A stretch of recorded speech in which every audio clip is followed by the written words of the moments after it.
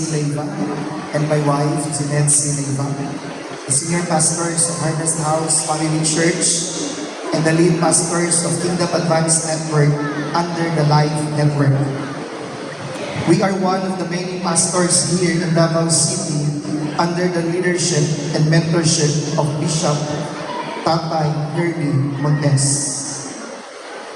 My first encounter with Tatay Bishop Herdy Montes was in CBI, Calvary Bible Institute, located in Vincent Street, as my teacher way back 2003. He was such an excellent teacher of the Word.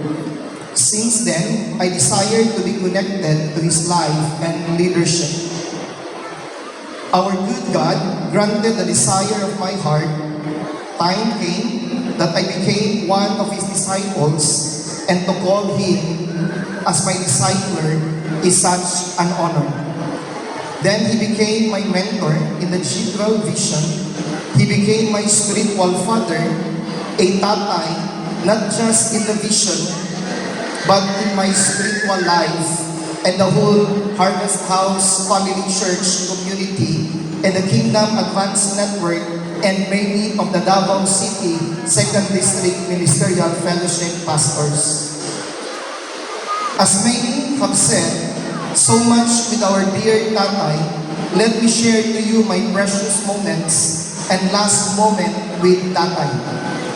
It was in 2008 that we first joined the G12 National Conference in Cuneta, Astrodome. It was a very precious moment that we are being led that time by our dear Tatay. Giingnan ko niya na James, ubanta sa Manila, apilta sa G12 conference.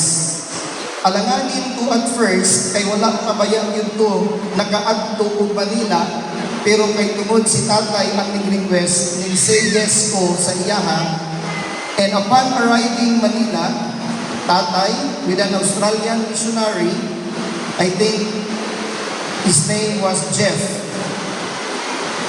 And me and my wife, we haven't booked our hotel yet.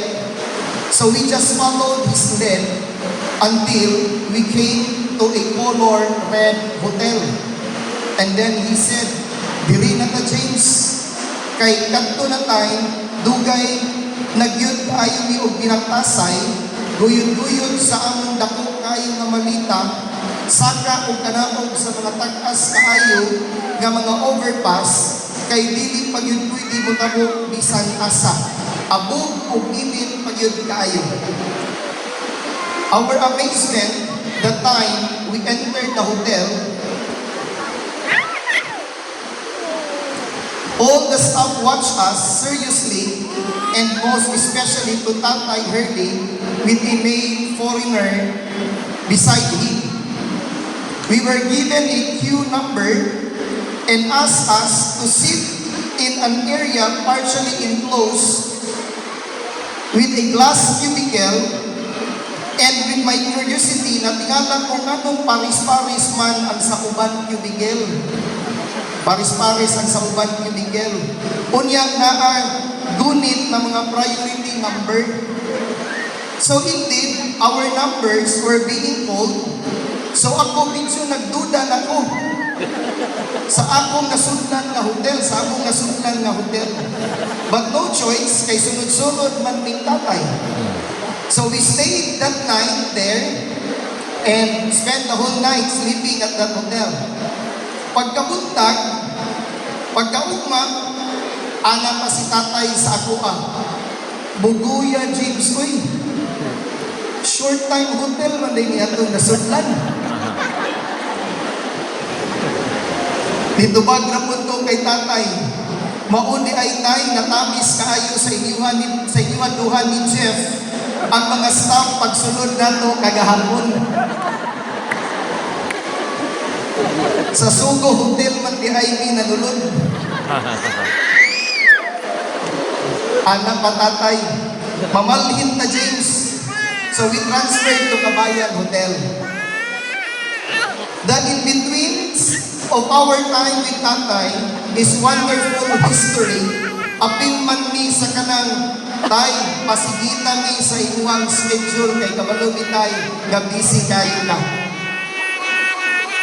And just this last March 6th, it was our last memory with our tatay in our church. And it was very special because we usually have him dine in our office. But at that time, ambot nga nung sa amo siyang balay namo gipreparan og dinner. And when he saw the very long stretch dining table, nag-joke siya kay Pastor James and said, "Uy, kuyawa ani, uy, pang last supper naman eh." And indeed, that time, mo na niya direct siya ang last moment namo together with our dear Tatay Herbie. We are forever humbled and privileged to be under his mentorship and influence. His life does not just only impact us, our family, but the ministry God had entrusted under our care, and as well as the pastors. We've reached this level because we have a tatay who believed in us, who keeps mentoring us, never gave up on us, and one of my favorite preaching of tatay is plus ultra, more to conquer, more beyond. Now that he is with our Maker, this will be as well be my goal. Well done. These two words has never been that impactful till last Saturday. When he left, these words is not just only said in heaven, but is echoing here on earth to our tatay. Salamat kayo sa imong kinabuhi tay. We honor you tay, and we love you tay. To Nanay Nelly, we're always here for you, Nay. Amua respetuhon, higugmaon, ug mutuman mi sa among bag-o na leader and mentor, Nay. To my new mentor, to our new mentor, to our new leader, and to our new discipler, Daddy Joel, Papa Joel Montes. Let's do life together. Life Network forever. All glory to God.